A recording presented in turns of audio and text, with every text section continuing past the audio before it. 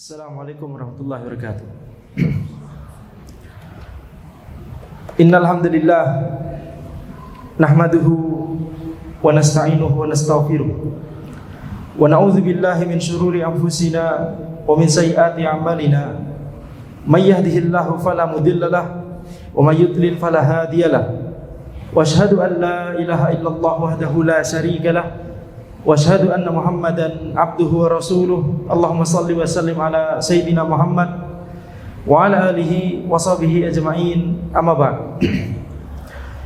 Kita lanjutkan pembahasan dari kitab Aina Nahnu min Akhlaqis Salaf, di mana kita sampai pada pembahasan tentang as-salaf wal fitan fid din, para ulama generasi terdahulu dan bagaimana mereka menghadapi musibah dalam agama. Kita sampai pada riwayat wa qala Hambal hadartu Abu Abdullah wa ibn Ma'in inda Affan ba'da ma da'ahu Ishaq bin Ibrahim lil mihnah. Hambal berkata, keponakannya Imam Ahmad bin Hambal rahimahullahu taala, aku menghadiri majelis yang di situ di dalamnya ada Abu Abdullah, yaitu Imam Ahmad.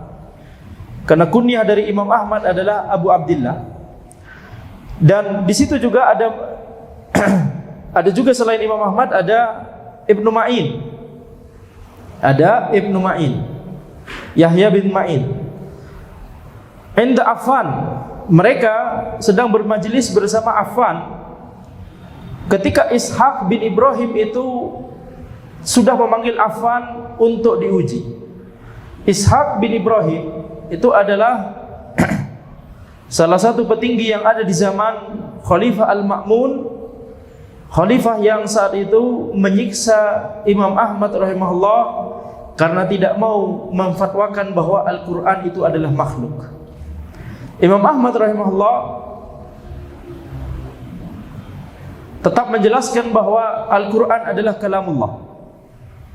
Maka di situ kita lihat yang paling pertama dipanggil itu adalah Affan, yang paling pertama dites oleh suruhannya Al-Ma'mun.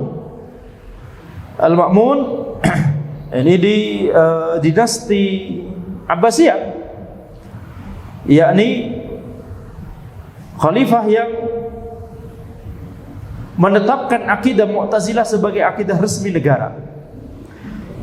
Maka beliau kemudian memaksakan akidah tersebut kepada rakyatnya. Para ulama dites, para ulama kemudian ditanyai satu persatu. Yang tidak menjawab sesuai dengan yang diinginkan oleh khalifah tersebut, maka dihukum, disiksa, dipenjara. Ya, kita lihat di sini bagaimana zalimnya khalifah tersebut. Maka petingginya itu adalah Ishaq bin Ibrahim. Wa kana awwala man mamtuhina fin nas wa kana awwala man imtuhina minan nas Affan. Orang yang pertama kali diuji, orang pertama kali dites adalah Affan. Fasa'alahu Yahya minal ghad ba'da mamtuhin. Maka keesokan harinya, yaitu pada majelis itu yang sedang diceritakan ini, Yahya bin Ma'in bertanya kepada Affan, wa Abu Abdullah hadirun wa nahnu ma'ahu. Abu Abdullah yakni Imam Ahmad hadir juga di situ dan kami bersama mereka. Kami bersama beliau Imam Ahmad dan bersama juga Yahya bin Ma'in dan Affan. Faqala akhbirna bima qala laka Ishaq. Kemudian Yahya bin Ma'in bertanya kepada Affan, kabarkanlah kepada kami apa yang dikatakan oleh Ishaq kepadamu. Jadi Yahya bin Ma'in ini minta bocoran. Kira-kira apa yang akan diucapkan, apa yang akan dibicarakan, apa yang akan ditanyakan, diteskan. Ini perkara penting, perkara besar. Seluruh ulama di negeri tersebut akan ditanyai, dan yang paling pertama adalah Affan kemarin. Nah, sekarang mari kita menghampiri beliau, ya, bertamu kepada beliau dan kita tanya apa yang ditanyakan kepada beliau kemarin. Qala ya Abu Zakaria, lam usawwid wajhaka wala wujuha ashabik. Wahai Abu Zakaria, ini kunyahnya Yahya bin Ma'in, aku tidak akan membuatmu marah dan juga tidak akan membuat sahabatmu marah, para sahabatmu ini marah. Inni lam ajib, aku tidak menjawab. Maksudnya adalah aku tidak menuruti paksaannya khalifah tersebut. Aku tidak mau mengatakan Al-Quran adalah makhluk. Ajib. Faqala lahu fakaifa kana. Maka Yahya bin Ma'in bertanya lanjut, apa yang terjadi kemarin? Qala da'ani wa qara'a alayya al-kitab alladhi kataba bihi al-Ma'mun min al-Jazirah. Ishaq bin Ibrahim ini memanggilku, kemudian dia membacakan kepadaku surat yang dituliskan oleh Al-Ma'mun dari Al-Jazirah. Allah Allah, mungkin posisi Al-Ma'mun pada saat itu sedang mungkin yang dimaksud Jazirah di sini adalah Jazirah Arab, yakni Hijaz, Makkah, Madinah, mungkin sedang di sana. Karena pusat pemerintahan saat itu di Irak. Ya, di Irak. Dan Imam Ahmad dan Yahya bin Ma'in dan Affan di Irak. Nah, ini berarti zahirnya mungkin Al-Ma'mun sedang safar, kemudian ngirim surat kepada Ishaq bin Ibrahim. Dibacakan surat dari Al-Ma'mun tersebut. Fa idza fihi, maka di dalamnya adalah imtahin Affan. Ujilah Affan. Tes itu Affan. Jadi nama Affan ini disebut pertama kali dan disebut secara gamblang di surat tersebut. Ini surat memerintahkan Ishaq bin Ibrahim, suruhannya khalifah tersebut, petingginya khalifah, petinggi negara pada saat itu, memerintahkannya untuk menguji Affan. Wada'uhu ila ayyakul al-Qur'anu kadza wa kadza. Kemudian di dalam surat tersebut isinya, serulah dia, ajaklah dia untuk menyebutkan bahwa, untuk mengucapkan bahwa Al-Quran itu adalah makhluk. Fa in qala dzalik fa aqarrahu ala amrihi fa aqirrahu ala amrihi. Kalau dia berkata demikian, maka ya sudah, tetapkanlah yakni perkara dia, tidak usah diusik, jabatannya tetap, kemudian yakni dakwahnya tetap, kemudian ya sudah dilepaskan begitu ya. Wa illam yujibka ila ma katabtu bihi ilaik faqta anhu alladhi yujra alaih. Kalau dia tidak menjawab apa yang kutuliskan kepadamu ini, yakni kalau Affan itu tidak mau menuruti perkataanku, kata Khalifah Al-Ma'mun, bahwa Al-Quran adalah makhluk, maka hentikanlah gaji yang selama ini dia terima dari negara.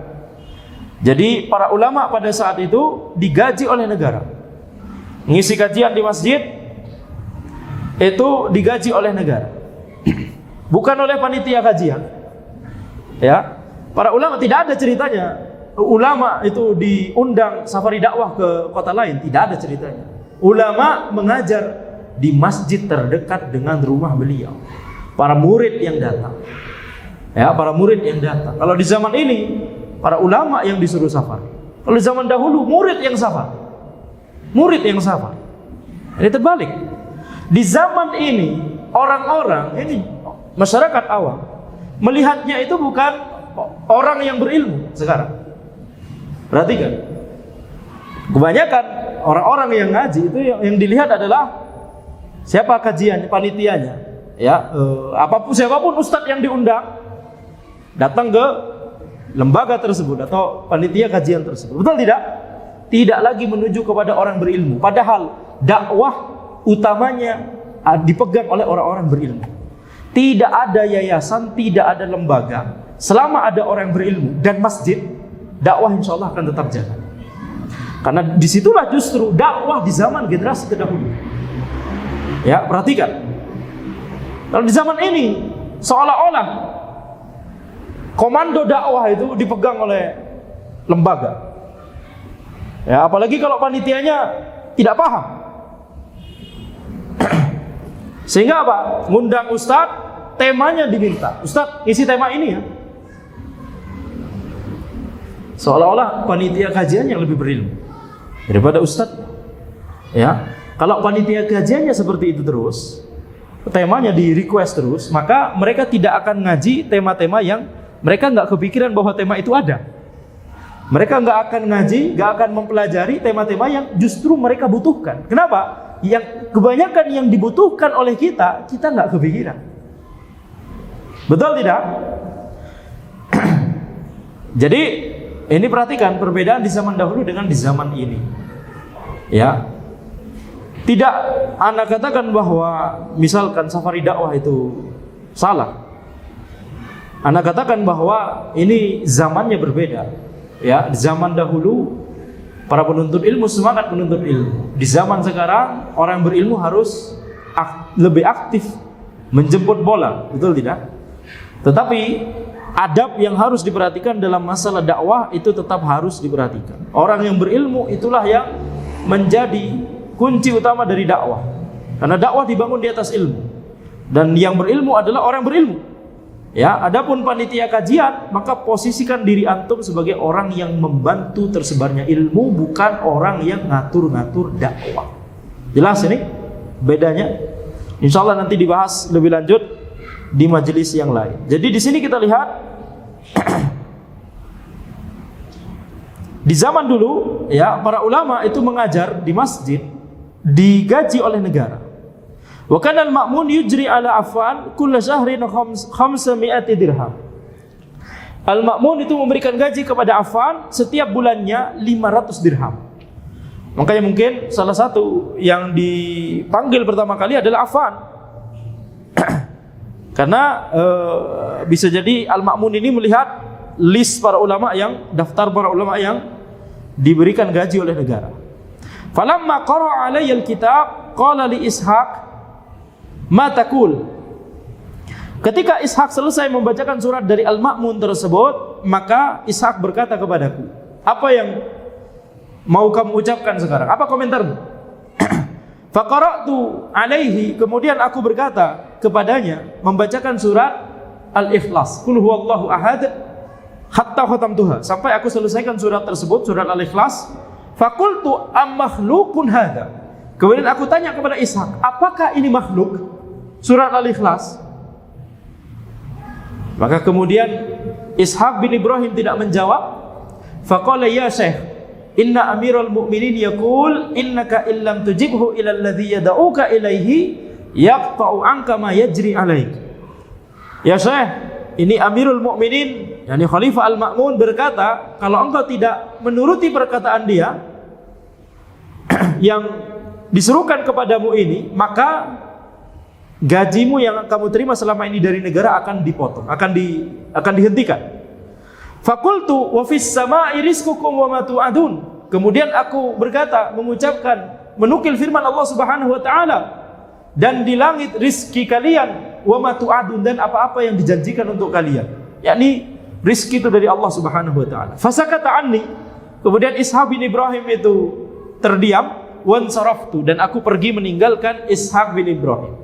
Fasara bidzalika Abu Abdullah wa Yahya. Maka kemudian senanglah Imam Ahmad dan Yahya bin Ma'in mendengar jawaban Affan tersebut. Intinya Affan tidak mengucapkan akidah yang menyimpang tersebut, yaitu akidah Al-Quran adalah makhluk yang dipaksakan oleh khalifah pada saat itu.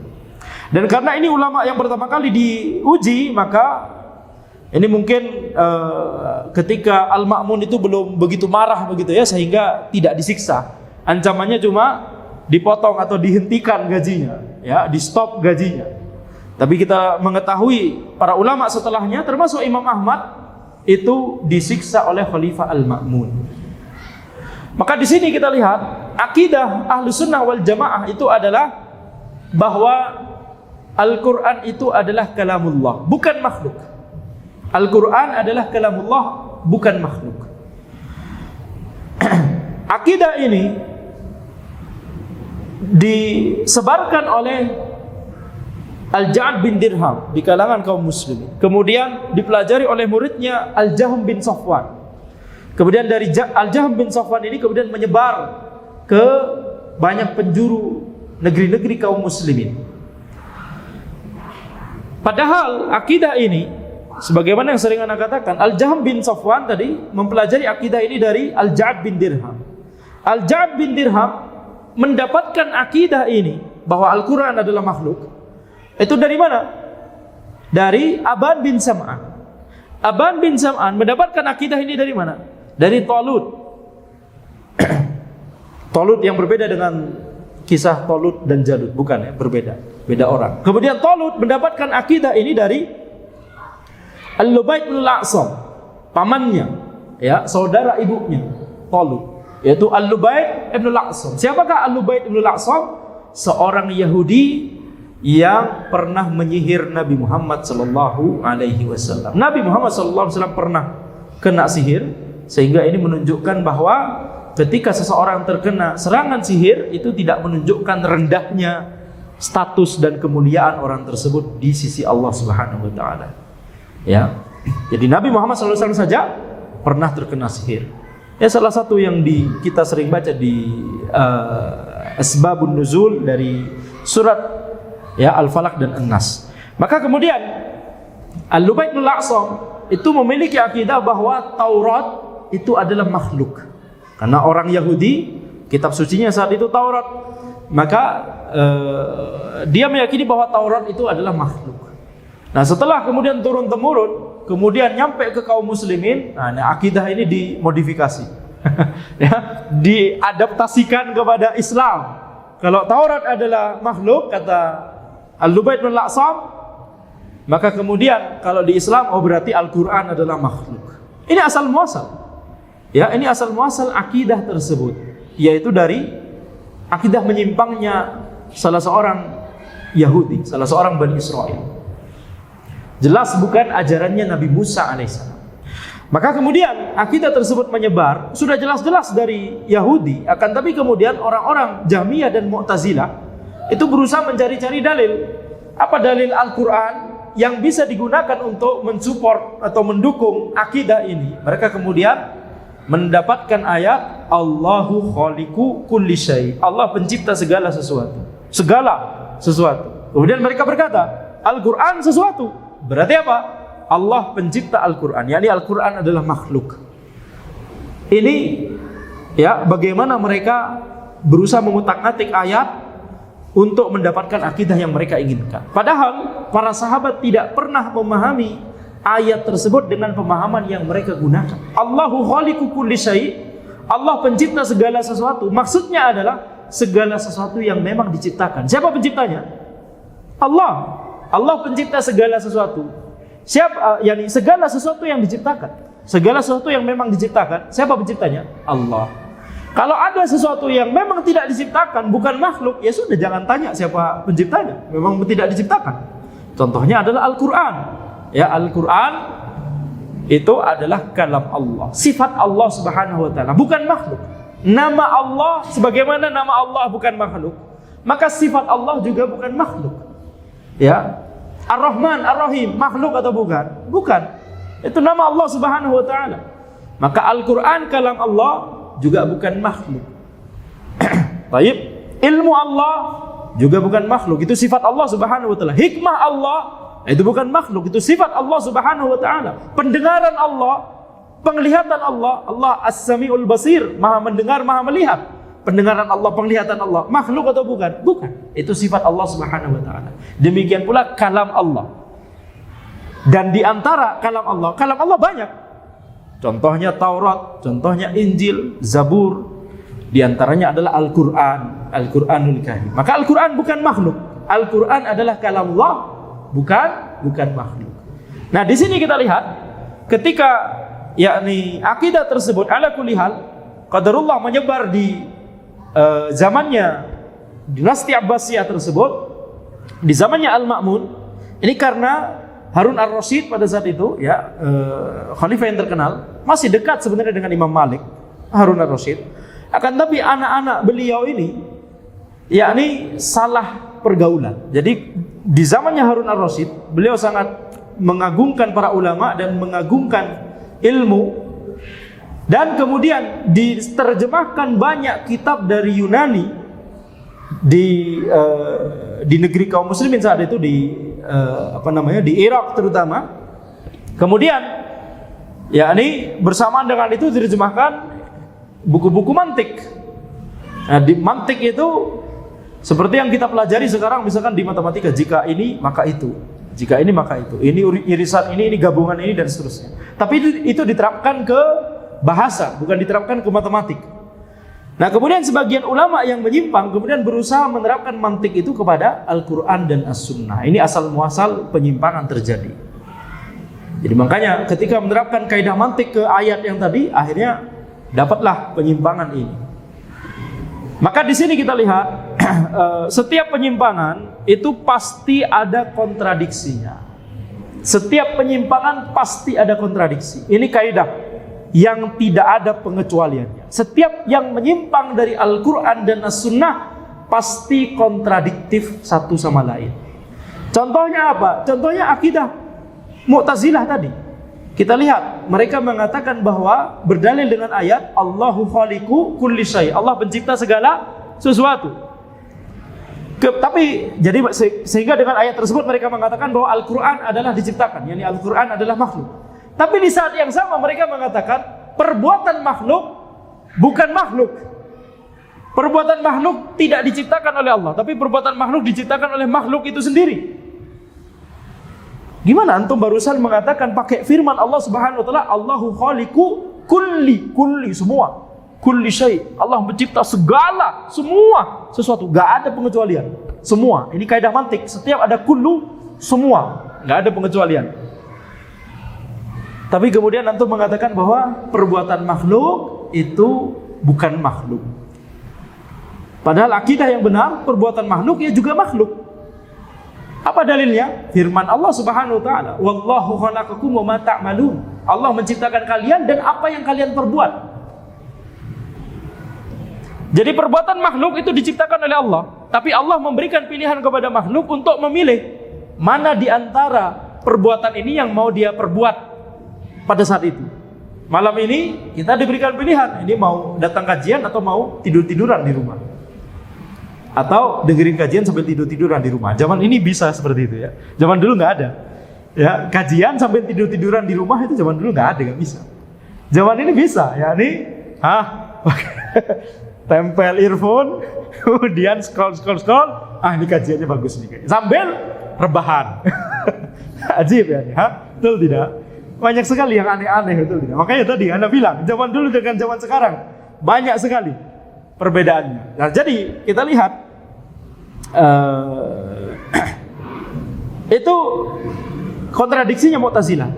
Mereka mengatakan semua ini segala sesuatu pakai kaidah mantik. Allah pencipta segala sesuatu. Segala maknanya segala, yakni tidak ada pengecualian. Tapi mereka kemudian mengatakan perbuatan makhluk itu bukan makhluk. Ini jelas bertentangan dengan Al-Quran. Dan ana katakan sekali lagi, kaidah mantik yang mereka gunakan, yang mereka ambil, yang mereka pelajari dari kitab-kitab Yunani itu, bahkan di bahasa Yunani itu tidak digunakan.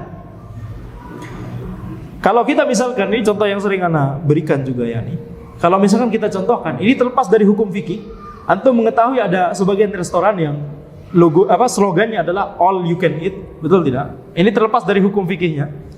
Bagaimana hukum fikih seperti itu?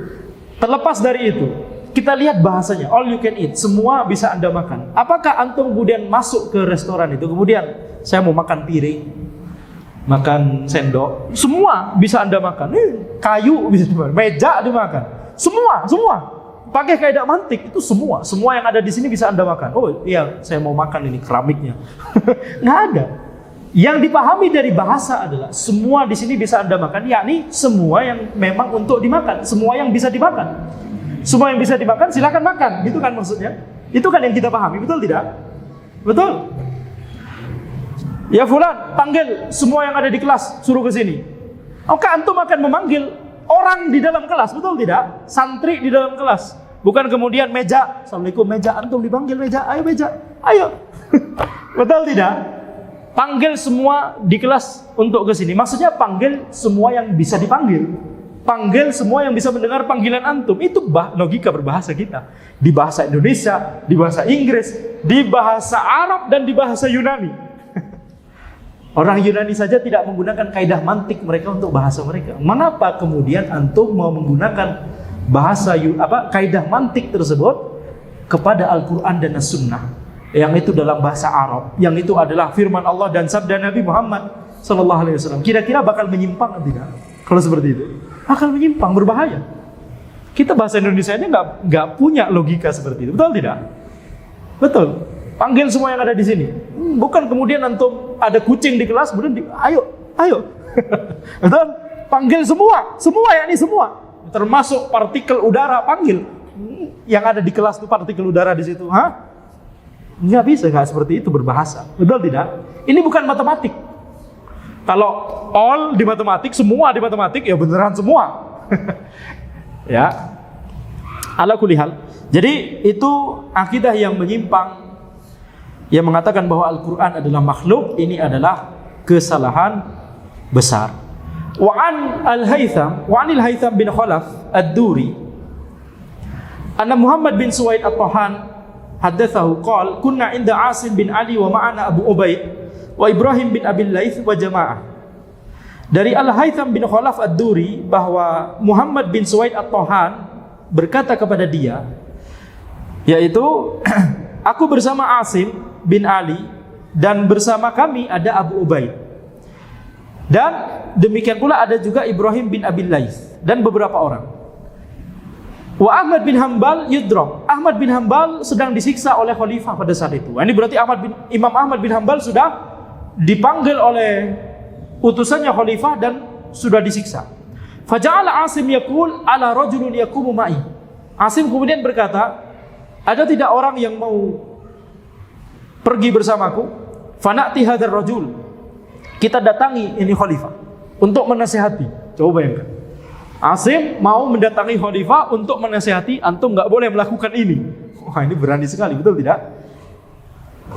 Fanukallimu, kita mau bicara menasihati khalifah tersebut. Qala fama yujibuhu ahad. Tidak ada satupun yang mau pergi bersama Asim.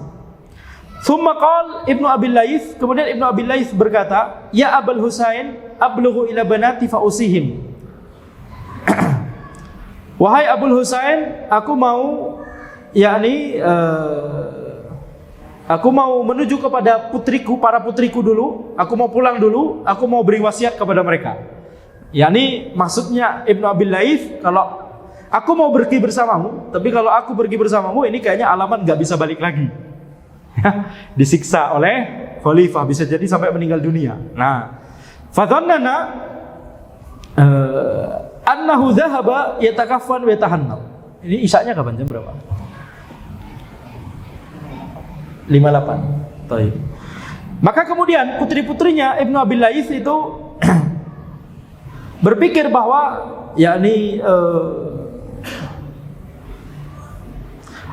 Asim dan kawan-kawan ini berpikir bahwa Ibnu Abil Laits ini pulang dalam rangka untuk mempersiapkan kain kafan dan mempersiapkan segala sesuatunya, termasuk wewangian dan seterusnya. Tsumma jaa faqala inni dhahabtu ilaihi. Kemudian Ibnu Abil Laits datang lagi ke Asim. Kemudian Ibnu Abil Laits menceritakan bagaimana ketika beliau pulang. Jadi, aku menuju kepada mereka, fabakaina, dan para putriku nangis semua ketika aku menyampaikan keinginanku untuk pergi langsung menemui khalifah dan menasihatinya. Qal wa jaa kitab ibnatai Asim min Wasit. Kemudian datanglah surat dari dua putri Asim dari daerah Wasit, dari kota Wasit, asal muasal nama akidah Wasitiyah. Ya abana, innahu balagana anna hadzal rajul akhadha Ahmad bin Hanbal. Wahai ayah kami, sungguhnya telah sampai kabar kepada kami bahwa orang ini, yakni khalifah tersebut, telah mengambil Ahmad bin Hanbal, yakni telah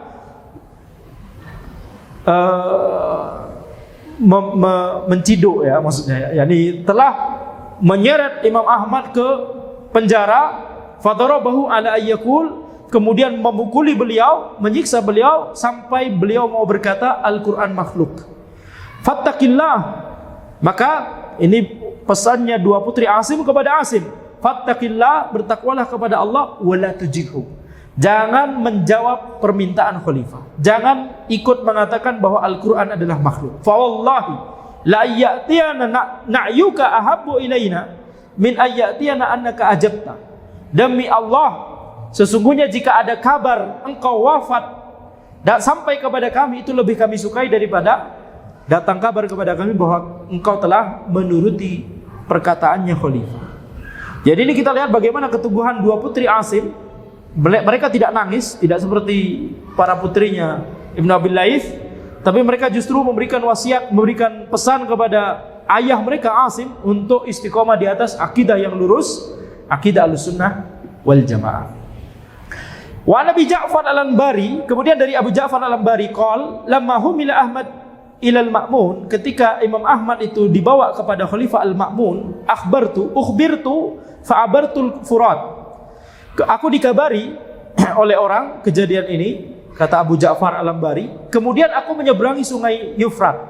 Fa idza huwa jalisun fil khan, maka kemudian terlihat Imam Ahmad sedang duduk di suatu tempat, fa sallamtu alaihi, dan aku mengucapkan salam kepada beliau. Fa qala ya Abu Ja'far, Imam Ahmad berkata, wahai Abu Ja'far, ta'annaita, engkau capek-capek ke sini menyeberangi sungai jauh-jauh, ada apa? Fa qultu ya hadza antal yawma ra'sun. Kemudian Abu Ja'far berkata kepada Imam Ahmad, wahai tuan, engkau saat ini adalah pemimpinnya kaum muslimin, wan nasu yaqtaduna bik, orang-orang itu meneladankanmu. Ini orang-orang mencontohmu sekarang. Fa wallahi la in ajabta ila khalqil Qur'an la yujibanna khalqun. Demi Allah, kalau engkau mengatakan bahwa Al-Qur'an itu adalah makhluk, mengikuti permintaan khalifah, maka banyak orang akan mengatakan yang serupa. Wa in anta lam tujib, kalau engkau tidak mengatakannya, la yamta'anna khalqun minan nasi katsir. Kalau engkau tidak mau mengatakan akidah yang menyimpang itu, maka orang-orang juga tidak akan mau mengatakan akidah yang menyimpang tersebut. Wa ma'a hadza fa innar rajul illam yaqtulka fa innaka tamut. Dan demi Allah, walaupun khalifah tersebut, walaupun orang tersebut tidak membunuhmu, maka ujung-ujungnya kamu akan mati juga. Ini bisa jadi udah sepuh, bisa jadi sakit, bisa jadi apa, ujung-ujungnya akan mati juga. La budda minal maut, pasti kita semua akan mati. Fattaqillah wala tujib, maka bertakwalah kepada Allah, jangan menjawab paksaan dari khalifah tersebut. Faja'ala Ahmad yabki, maka kemudian Imam Ahmad menangis mendengar perkataan dan wasiat dan nasihat yang sangat indah dari Abu Ja'far Al-Anbari ini. Wa yaqul masya Allah, Imam Ahmad berkata masya Allah. Tsumma qala ya Abu Ja'far a'id alayya, kemudian Imam Ahmad berkata, wahai Abu Ja'far, ulanglah perkataanmu ini, ulanglah perkataanmu, yakni ujung-ujungnya kamu akan mati. Jadi jangan menuruti perkataan khalifah. Fa'attu alaihi wa huwa yaqul masya Allah, kemudian aku, kata Abu Ja'far, aku mengulangi perkataanku tadi, dan perkataan yang diucapkan oleh Imam Ahmad hanyalah masya Allah. Dan Imam Ahmad benar-benar takjub dengan nasihat yang indah dari Abu Ja'far Al-Anbari. Dan kita lihat Imam Ahmad rahimahullah, beliau di satu sisi tidak mau mengikuti perkataan khalifah untuk mengatakan perkataan yang menyimpang, yaitu Al-Quran adalah makhluk. Jadi beliau istiqomah di atas akidah yang lurus, tidak menaati perintah ulil amri karena itu perkara maksiat, bahkan perkara menyimpang. Tapi di saat yang sama kita lihat Imam Ahmad tidak memprovokasi masyarakat untuk melawan khalifah. Padahal orang-orang sudah banyak mengatakan, kalau antum mengatakan maju, kami maju. Tapi Imam Ahmad tidak mengkomando seperti itu. Imam Ahmad tetap juga bersikukuh di atas, berpegang teguh di atas akidah Ahlussunnah di bab lain, yaitu apa? Yaitu bersabar terhadap kezaliman ulil amri. Jadi lihat, ini contoh yang sangat agung yang dicontohkan oleh Imam Ahmad rahimahullah. Beliau tidak mau mengucapkan perkataan yang menyimpang yang dipaksakan oleh ulil amri, walaupun siksaan adalah harga yang harus dibayar, disiksa, dicambuk, dipenjara. Tapi di saat yang sama beliau tidak memprovokasi masyarakat untuk melawan ulil amri tersebut. Semoga kaum muslimin di zaman-zaman setelahnya mendapatkan pelajaran dari pengalaman Imam Ahmad dan perjuangan Imam Ahmad yang sangat agung ini. Semoga kita semua diberikan keistiqomahan di atas akidah yang lurus. Demikian yang bisa kami sampaikan. Kita lanjutkan di pekan depan insyaallah. Hadza wallahu a'lam. Subhanakallahumma bihamdika asyhadu an la ilaha illa anta astaghfiruka wa atubu ilaik. Wassalamualaikum warahmatullahi wabarakatuh.